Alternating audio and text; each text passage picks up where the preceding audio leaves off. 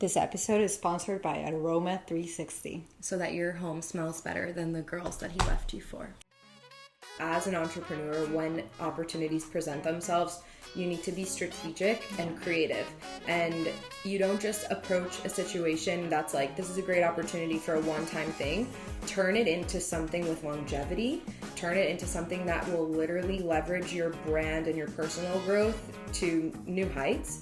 Hey guys, welcome back to Recap. We're so excited to talk all things manifestation, goals, vision that align personally but also professionally for us and our team.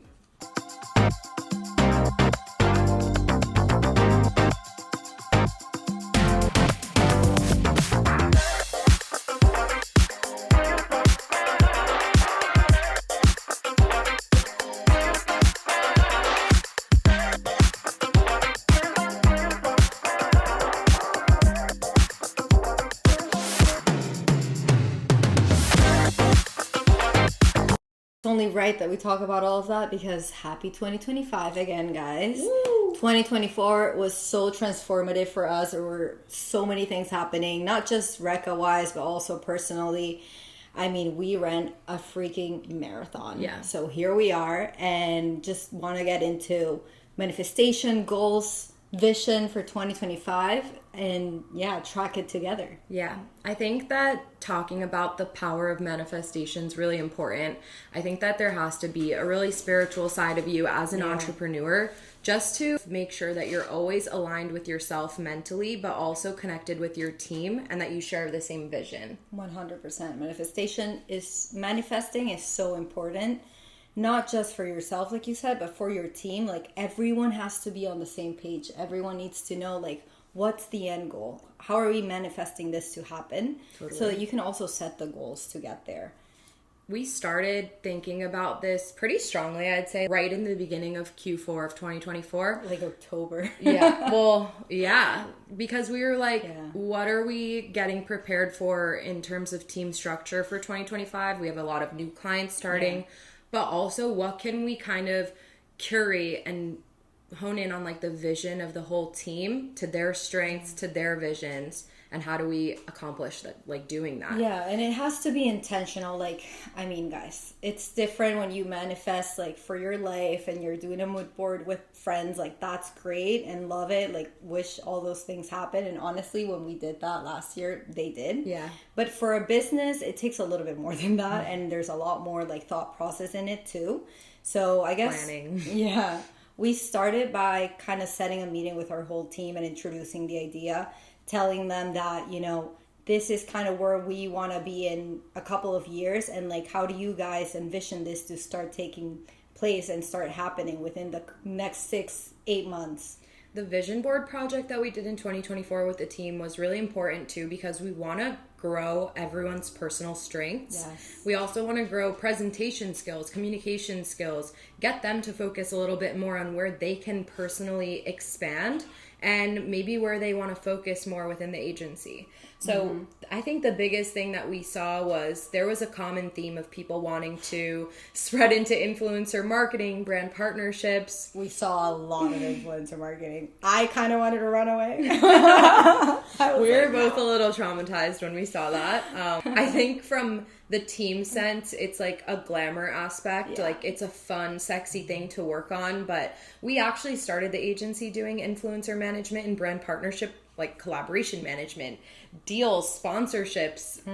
It was a hellhole, to put it lightly. But, you know, there are different ways now that we've learned the industry and the industry has changed itself that we could expand into that area for the girls, like, if they want to do that. 100%. And, like, going back to the personal growth, like, it all works together. For us, our team is so important, and the fact that we know that they're working on things that they absolutely love and they're passionate about, that's where real strength happens. So we definitely do want to work on that.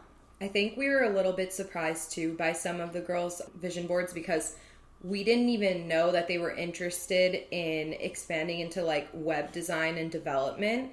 And they have asked in the past if they could take courses through the agency to work on their graphic design skills, animations, things like that. we've always done it for like LinkedIn marketing. We do like a quarterly course just to stay up to date with like trends and make sure our clients are getting the best results possible. So when they were like, can we do courses together? Coding a website, I was like, oh, why didn't you say this before? Yeah, like that would solve a lot of issues for us. Definitely. But it was great. It was a really fun thing to have everyone kind of be on the same team in a different sense of like personal growth. Yeah. Like everyone was so committed and dedicated to 2025 being. And I think it really worked to our advantage that we started everything in October, because when we headed into November, December, things got a little crazy and new opportunities started to show up. And just knowing that the girls were looking to grow in different areas also helped us know, okay, we can expand. Like we can start growing this side of the agency. We can open new doors for the agency based on all of that. I've always said, like in past episodes, as an entrepreneur, when opportunities present themselves, you need to be strategic and creative. And you don't just approach a situation that's like, this is a great opportunity for a one-time thing. Turn it into something with longevity. Turn it into something that will literally leverage your brand and your personal growth to new heights. Yeah. So with the opportunities that presented themselves that Maria mentioned, we kind of saw a larger vision towards, I'd say, the beginning of December, where we were like, oh, we can really take this to the next level. I mean, we saw that the girls they were eager to learn. They were eager to take on new clients, new roles, new responsibilities. And on the other hand, we were getting clients that were looking for things that we may not have done in the past, but we knew we were ready for. So it was like the perfect match.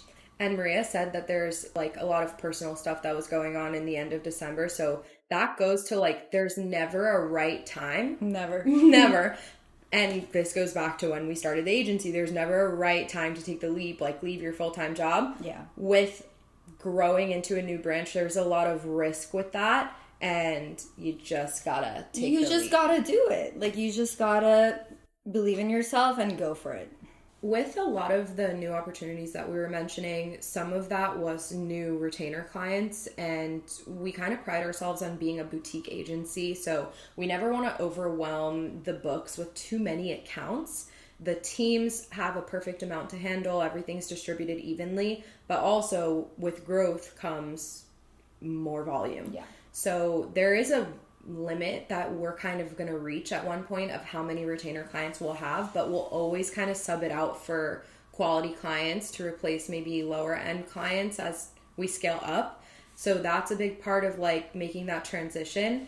But we ended up closing a couple of really large leads in November, December, and just to make sure that the team was organized properly, we made them start in January. Yeah, I mean, it wasn't a couple. It was like a handful. Yeah, it was a third of the volume we were doing in 2024. Were like, whoa, of course it's happening right before the holiday season. Like, my favorite. Like, why not?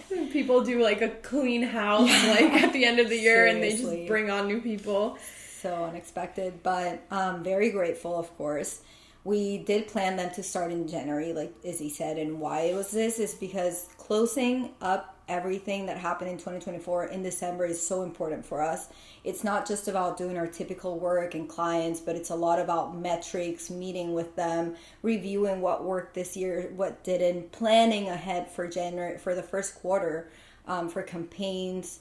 So it's a lot of cleaning up, I want to say, but also strategically preparing the year. Yeah, 100%. And something that, you know, our clients get a benefit from with working with us is we do strategy planning way in advance. So within one of our like last content calls of the year, we'll do, you know, prep for the strategy call that comes January 1st.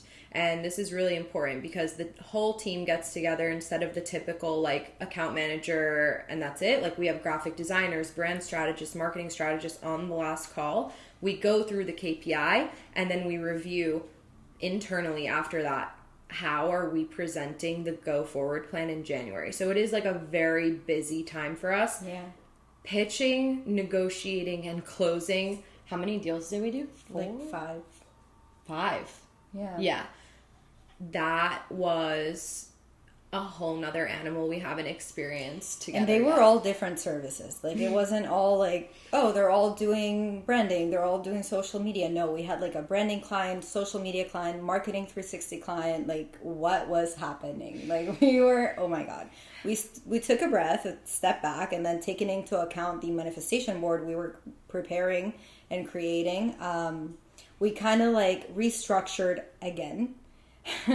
Positioned every girl to like play their strengths and like take on the new clients, and we also hired some new people in the agency.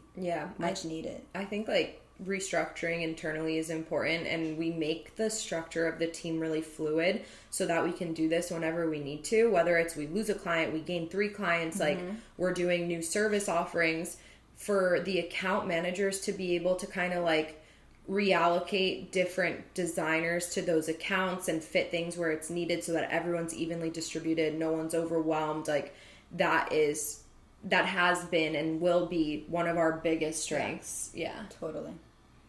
On the topic of growth with retainer clients, Maria and I had a big moment where we had to take a step back, and we were like, there's a bigger picture here, and we need to hone in on that right now. With opportunity presents, momentum, keeping up that momentum, building on it. And if we slowed down to make sure that we weren't getting overwhelmed, we would have lost a lot of traction in where we were seeing this going, and kind of like losing the plot, which has happened to us before. Totally. So I love how you put that. It's true. Like, that's literally what happens. That's literally what happened. When you're too overwhelmed with things, too many ideas are coming out, and then you lose the vision of like why you're doing this.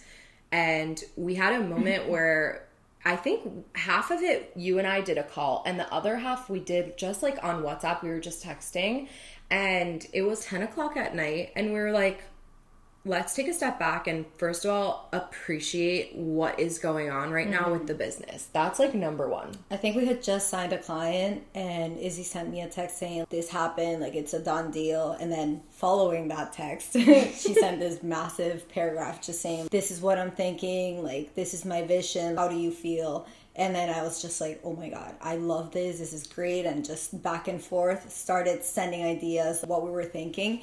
And obviously checking in on each other, because we wanted to make sure that we were aligned and we have the same goal and vision.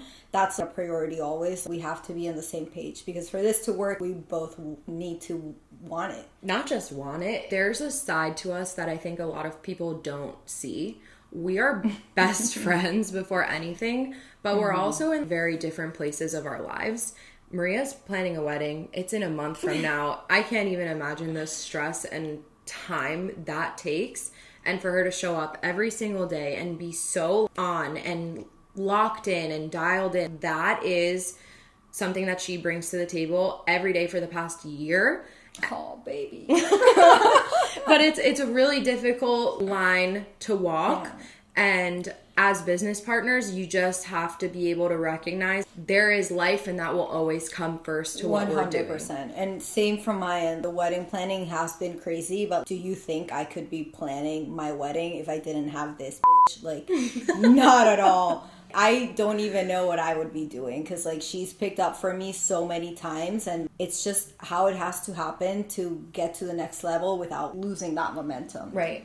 I mean, when I was going through a really hard time about 6 months ago in my personal life, really big breakup, things like that, it was really hard for me to check in mentally, be really positive for the team and keep, the morale up. So we step in for each other when we have things going on in our personal lives. And if you don't have that foundation, you're seriously. If you can't have open and honest communication with your business partner and make sure you're aligned mentally and in your own lives, it's a huge problem. Yeah. It might not work out. It would not work out. Figure it out.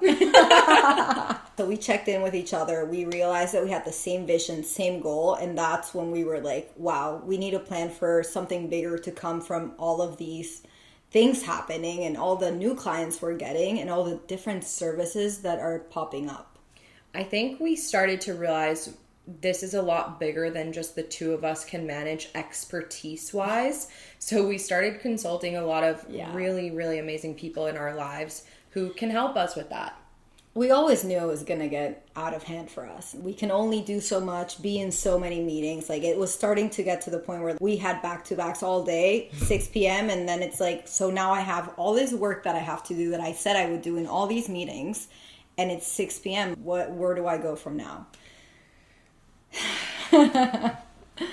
I think the biggest part of that we took into consideration first was the business structure and the finance side to things, because everything else we feel really confident in like handling. We've always done it. But getting some actual professional advice from people who have run their own businesses, who invest in businesses, people that do it for a living, wealth management advisors, accountants, we started hitting up our people. And we were like, look, these are our plans. We just want to make sure we're doing it the right way, and we need some help. Yeah, like financial planning right now is huge, because if we want to do everything that we want to do, we need to make sure that we're on track for these things. And just being smarter about our money is definitely a priority. I will say, I've set us up so nicely. If you didn't know, I'm the CFO from now. And I've always known this is a big part of the manifestation thing. You have to see it and believe it and act as if it's already happening. I've always known that we're going to need to leverage our capital to invest back into our business. Definitely. We never overspent. We always had good margins. We've grown our revenue. We have savings. So I knew we were going to get to the point of we need to open a new branch. We need to hire more people with larger salaries. We set ourselves up to do that. No, and honestly, every meeting we have with a financial advisor or something, they How good does that feel? They compliment her. They're like, who's been handling your books? And Izzy's like, why? Am I going to jail? And they're like, no, you're doing great. Good job. So, I mean, killing it over there. But Thanks. They also have told us that we're at a pretty great spot right now. Can I say what our guy told us yesterday? I think that was a sick quote. Yeah. We had a meeting with an advisor yesterday, and he told us that out of all of the startups that he has looked through, we are in a very small group of a top 1% of entrepreneurs that are not only profitable, but that have grown their revenue in every year of business more than 2 times. So when we heard that, he was like, I just want you to know, first of all, amazing. A lot of startups I work with aren't profitable, period. So he was like, when I look through everything, I just need you guys to know you're doing everything good. It was great to hear, and it was great to also share our plans with him, because he literally saw so much potential in us and everything we were saying. He was like, guys, this is gonna blow up. Yeah, that was a good feeling. Yeah. So maybe it's a good time to actually talk about what we have planned for 2025 and share a little bit about that. So how did we land on RE group or regroup? We started seeing things outside of the digital marketing agency, right? Like, we have always offered content production, and it just is too big of a deal to fold it into the agency. If our clients leverage content production services as an add-on, which we've always done because that works, great. But there are other people and companies that come to us and they're like, we need full-scale campaigns, recap videos from events that we throw. So we saw this opportunity and we were like, this needs to be a separate entity from the agency. It doesn't need to have the same team. It doesn't need to interact with the clients. It needs to be its own thing. And so we came up with Revive Media. And putting Revive Media to the side for 1 second, RE Group is also just going to stand for something larger in general, not just Recreative Agency and Revive Media. We kind of thought, we keep coming up with these amazing ideas, businesses, and just there's so much that we want to do that we wanted a parent company that allows us to grow in different branches. Exactly. All these subsidiaries are going to be powerhouses in the marketing media world, essentially. We're always going to have the same vision, and it's working with brands and large corporations to better them, push them forward into the next era of whatever they're looking to do. But the different ways that we can help them are their own entities. Yeah. And that's where we started RECAP in 2024, and the podcast itself is separate from the agency, and that's its own subsidiary under the parent company. So we currently have 3 ranches. Yeah. Right? And we're opening the 4th in October. Can't tell you what that is yet, guys. Yeah. Sorry. And going back to Revive Media, we definitely want to dedicate a full episode on this, but just to give you a summary, we are joining forces with some amazing creatives in Miami, some people that have worked in the industry for many years, and we're really going to go all in this and start doing massive productions so that we can bring everyone's dream to life. We did contract a team of 12 people, so that really pushed us into like, oh shit, it's getting started. Like it was like the first day of January, like we had a meeting, and essentially our partner that we're bringing in to Revive Media was like, I have a team of 11. I'm the 12th. He would be the creative director. And he was like, let's get the ball rolling on Revive Media. And a large part of the partnership comes from our ability to market a business and his ability to leverage the contracts that he has, the expertise that his team has. He's built it over the past 8 years. This is going to be a powerhouse in Miami, and we're really excited about it. So stay tuned for more details on Revive Media. We're going to be launching this very soon. Yeah. A lot of the manifesting for Regroup has come from Maria and I hanging out in our personal time, taking some little work trips here and there, and just continuing to grow our relationships in the community. Yeah. We've always said that's like one of the most important things you can do, and just having these networking opportunities to continue to grow on those relationships. I mean, it's completely invaluable, and Miami is one of the best places to do that. 100%. Meeting people, putting yourself out there is going to truly open doors for you. So make sure you're always doing that. Yeah. Anything that didn't fit into the RECA digital marketing agency brand became a brunch so far, and I'm looking forward to even growing this more in the near future. So stay tuned for that. A lot of these ideas were inspired by the team's vision board project. So if you don't do that and you don't have a big team and it's really just yourself and maybe like an assistant, you should still set time aside outside of just meeting and doing client work to align on a vision, align on the goals that you have, see how you can use what you already have in your books to push yourself forward. Reinvest into yourself, into your team, into your company, and I highly recommend doing a manifestation, powwow with your team. There's still time. It's just early January. Yeah. We're so excited to see you on the next episode. We're going to get a little personal. We're doing my favorite. We listen and we don't judge. So some things about the agency, so good. Some things not. Thanks, guys. Bye. Bye.